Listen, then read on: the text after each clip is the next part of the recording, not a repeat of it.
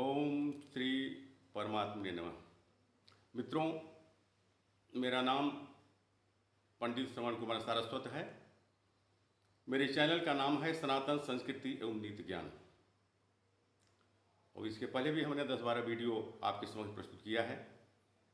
आप उसमें जाकर सनातन संस्कृति एवं नीति ज्ञान से संबंधित आवश्यक जानकारी प्राप्त कर सकते हैं। और आज का मेरा विषय है वृद्ध व्यक्ति एवं वृद्ध व्यक्ति की मर्यादा। वृद्ध कौन है और वृद्ध व्यक्ति की मर्यादा क्या है? मित्रों, हमारे वेदों में, विशेष रूप से ऋग्वेद में, वृद्धों के प्रति बहुत गहरा सामाजिक उपयोगिता एवं उनके दीर्घ एवं स्वस्थ जीवन की परिकल्पना हमारे ऋषियों ने की है। मित्रों, वृद्धों के अनुभव एवं ज्ञान को समाज की धरोहर, समाज का मार्गदर्शक एवं वृद्धों को पुरोहित की संज्ञा से सुशोभित किया गया है। मित्रों, यजुर्वेद का एक सुंदर मंत्र देखें जिसमें वृद्धों के स्वस्थ एवं दीर्घ जीवन की कामना की गई है। सूक्त संख्या 36, मंत्र संख्या 24। जीवेम शरदः शतम, पश्येम शरदः शतम, बुद्धेम शरदः शतम, अभवेम शरदः शतम। कि मैं 100 वर्ष तक जीवित रहूं, मैं 100 वर्ष तक अपनी आंखों से देखूं, 100 वर्ष तक मेरी बुद्धि स्थिर रहे और मैं 100 वर्ष तक निरंतर प्रगति करता रहूं संसार में। वृद्धों, मित्रों, हमारे वैदिक ग्रंथों में जो परिवार के मुखिया वृद्ध होते थे उनका निर्णय अंतिम माना जाता था और परिवार को एकजुट करने की जिम्मेदारी परिवार के वृद्ध मुखिया की ही हुआ करती थी। मित्रों, ऋग्वेद के प्रथम मंडल के 9वें सूक्त का 9वां मंत्र देखें। इसमें भी वृद्धों के स्वास्थ्य एवं दीर्घ जीवन की कल्पना की गई है और प्रार्थना की गई है। सतमिन्नु शरदो अंति देवा, यत्रा नश्चक्रा जरसंति नूनाम, पुत्रास्तो यत्र पितरो भवन्ति माम, नो मध्यारिस्तार्गायुन्तो, सतमिन्नु शरदो अंतु देवा, यत्रा नश्चक्रा जरसंति नूनाम। हे देवताओं, विधाता ने मेरी 100 वर्ष की आयु निर्धारित की है। उस आयु में वृद्धावस्था धीरे धीरे, मेरा शरीर वृद्धावस्था की ओर धीरे धीरे प्रस्थान करे और मैं 100 वर्ष तक ऊर्जावान जिंदगी जी सकूं। पुत्रासो यत पितरो भवन्ति माम, मेरी आयु इतनी लंबी हो कि मैं अपने पुत्र के भी पुत्र को देख सकूं और वृद्धावस्था में पुत्र मेरा संबल बने। नो मध्यारिर रिस्तार्गायुन्तो, और मेरी आयु 100 वर्ष के पहले खंडित न हो, मैं अखंड रूप से 100 साल की जिंदगी व्यतीत करूं। मित्रों, इस प्रकार हमारे वैदिक ग्रंथों में वृद्धों के कल्याण के विषय में याचना की गई है, प्रार्थना की गई है। उपनिषदों और ब्राह्मण ग्रंथों में यह स्पष्ट उल्लेख मिलता है कि माता, पिता एवं आचार्य ये देवता के समान होते हैं। इनको देवता मानकर इनकी पूजा की जानी चाहिए। माता पिता का जो की प्रसन्नता है वह ईश्वर की सबसे बड़ी आराधना होती है। मित्रों, तैत्तिरीय उपनिषद का एक आज्ञा मंत्र देखें जिसमें माता पिता और आचार्य को देवतुल्य माना गया है। मातृदेवो भव, पितृदेवो भव और आचार्य देवो भव। मित्रों, वाल्मीकि रामायण में राम लक्ष्मण से कहते हैं कि हे लक्ष्मण, व्यक्ति को अदृश्य देवताओं की पूजा बाद में करनी चाहिए, लेकिन जो साक्षात देवता हैं माता पिता और आचार्य, उनकी पूजा पहले की जानी चाहिए। क्योंकि माता के समान कोई पाप नाशक नहीं है। माता पुत्र के समस्त पापों को नष्ट करती है और पिता के समान कोई देवता नहीं है। नास्ति अयघम मातुर समः, नास्तु देवो पितुर समः। राम ने यह भी कहा है कि माता पिता की सेवा से जो पुण्य प्राप्त होता है वह पुण्य बड़े बड़े यज्ञ करने से, दान देने से तथा तीर्थ यात्रा करने से भी प्राप्त नहीं होता है। इसलिए प्रत्येक पुत्र का कर्तव्य है कि वह अपने वृद्ध माता पिता की उसी प्रकार से देख रेख करे और सेवा करे जिस प्रकार से बचपन में उनके माता पिता ने अपने पुत्र की है। मित्रों, हमारे ग्रंथों में विशेष रूप से वेदों में, उपनिषदों में, वाल्मीकि रामायण में वृद्धों की बहुत बड़ी महत्ता और अवस्थामान दिया गया है। राम ने लक्ष्मण से कहा था, अयोध्याकांड का सर्ग 21 से 23 देखें कि हे लक्ष्मण, पिता हमारे भरण पोषण करने वाले हैं और पूजनीय हैं, अतः पिता जो भी आज्ञा दें उसकी आज्ञा को पालन करना हमारा सबसे बड़ा धर्म है। हमको इस विषय में किसी प्रकार की शंका नहीं करनी चाहिए। भर्ता पिता स पूज्यस्य राजा च जगति पति स न हस्तास्ति यथा धर्मम न कर्तुम अभिशंकया। इसलिए बगैर किसी संदेह के, बगैर किसी प्रकार के शंका के हमको माता पिता की आज्ञा का अक्षर से पालन करना चाहिए।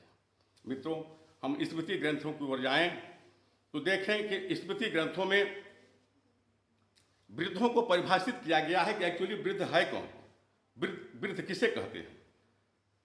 तो मनुस्मृति के दूसरे अध्याय का श्लोक एक मंत्र है, उसमें लिखा है कि न तेन वृद्धो भवति ये नास्यः पलितम शिरः सौवै युवाप्यधियानस् तम देवास्तमिरम विदुः।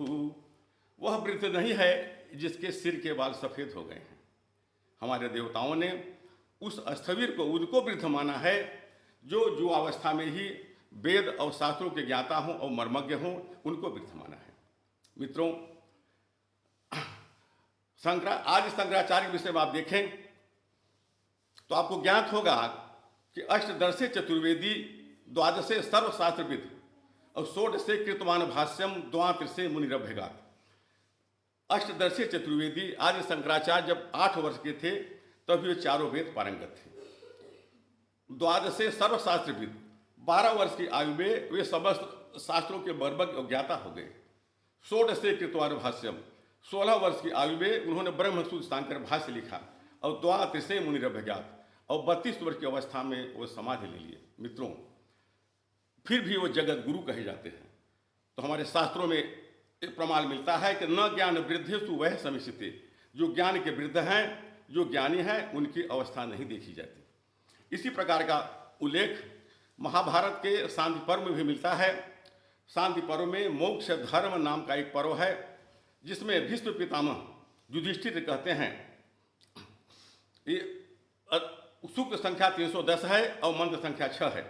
उसमें लिखा गया है कि न हायनैर न पलितैर न वित्ते न च बंधुभिः ऋषयश्चक्रिरे धर्मम योनुचानः सनो महान। न हायनैर, अधिक आयु हो जाने से कोई वृद्ध नहीं होता। न पलितै है, बाल सफेद हो जाने से भी कोई वृद्ध नहीं होता। न वित्ते न च बंधुभिः, न बहुत ज़्यादा अर्थोपार्जन कर लेने से ही कोई वृद्ध होता है, और न बंधु भी है। और जिसके बहुत सारे नाती पोता, बाल बच्चे, परिवार, बहुत बड़ा परिवार हो गया तो उसको वृद्ध होता है। ऋषयश्चक्रिरे धर्मम योनुचानः सनो महान। ऋषियों ने धर्म स्थापित किया है कि जो अनुचान है, वेद और शास्त्रों में पारंगत है, वही वृद्ध है और वही महान है। महाभारत के विदुर नीति में श्लोक आता है एक कि अभिवादनशीलस्य नित्यं वृद्धोपसेविनः चत्वारि तेषां वर्धन्ते आयुर्विद्या यशोबलम। जो वृद्धों को लोग प्रतिदिन अभिवादन करते हैं, प्रणाम करते हैं, उनकी सेवा करते हैं, उनकी 4 चीज़ें बढ़ती हैं, आयु, विद्या, यश और बल।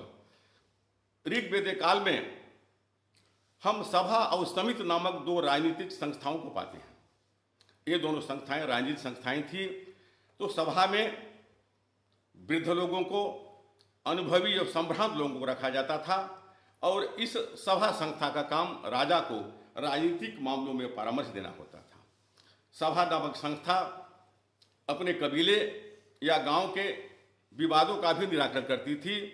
और एक बहुत प्रसिद्ध इसके विषय में नीति श्लोक भी कहा गया है कि न सा सभा यत्र न सन्ति वृद्धा वृद्धा न ते न बदन्ति धर्मम धर्मम न सो यत्र न सत्यमस्ति सत्यम न तद यद छलमभ्युपैति।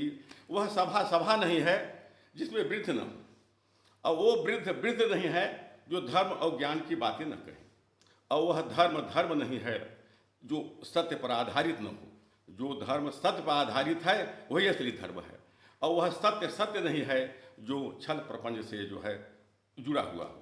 जिसका आधार छल प्रपंच है वह सत्य सत्य नहीं हो सकता। इस प्रकार मित्रों, हमने देखा कि हमारे वेदों में और उपनिषदों में, ब्राह्मण ग्रंथों में, रामायण में और स्मृति ग्रंथों में वृद्धों को बहुत ही सम्मानजनक और उच्च स्थान प्रदान किया गया है।